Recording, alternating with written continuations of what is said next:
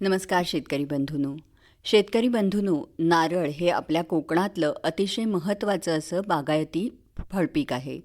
नारळ लागवड करण्याच्या पूर्वी काही पूर्वतयारी आणि प्रत्यक्ष लागवड करताना काही गोष्टी लक्षात ठेवणं हे खूप गरजेचं आहे.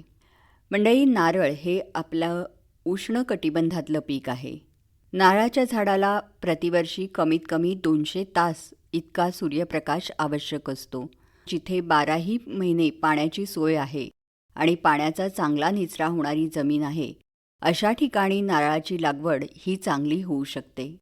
जांभ्या दगडापासून तयार झालेल्या भुसभुशीत गाळाने तयार झालेल्या आणि समुद्राकाठच्या रेताड जमिनी नारळ लागवडीला उपयुक्त असतात. जमिनीचा सामू 5.8 ते 8 असणं आवश्यक असतं. आता जेव्हा आपण प्रत्यक्ष लागवड करणार असू त्याआधी काही पूर्वतयारी आपल्याला करावी लागते. ती तयारी म्हणजे काय, तर पहिल्यांदा ज्या जागेवर आपण लागवड करणार आहोत तिथली झाडं झुडपं, मोठे दगड इत्यादी काढून ती जागा साफ करावी. त्यानंतर जमिनीची उभी आडवी नांगरट करून घ्यावी. जर जागा डोंगर उताराची असेल तर बांधबंदस्ती करून घेणं आवश्यक आहे.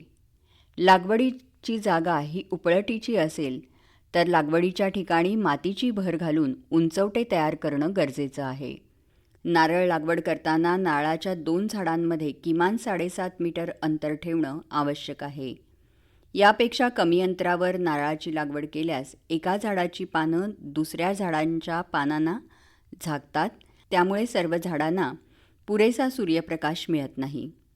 बांधावर तसंच रस्त्याच्या, कुंपणाच्या, नाल्याच्या किंवा शेताच्या कडेने एकाच ओळीत किंवा 2 ओळीत नारळाची लागवड करायची असल्यास 6 मीटर अंतर ठेवलं तरी चालतं.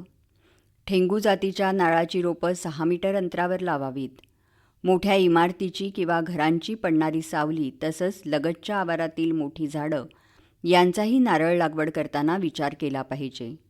नारळाची लागवड 7.5 बाय 7.5 मीटर अंतरावर केल्यास हेक्टरी 175 झाडं बसतात. मंडई, नारळाचं रोप लावण्यासाठी खड्डा पुरेसा खोल आवश्यक आहे.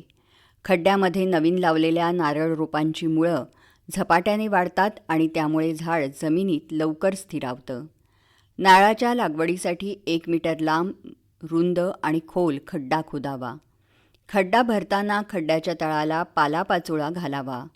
शेणखत किंवा कंपोस्ट खत आणि चांगली माती यांनी अर्धा खड्डा भरावा. वाळूच्या जमिनीत जर खड्डा करायचा असेल तर खड्ड्याच्या तळाला सोडणांचा थर दिला तर पाणी धरून ठेवण्यासाठी त्याचा चांगला उपयोग होतो. मंडई, निवडलेलं रोप खड्ड्याच्या मध्यभागी लावावं.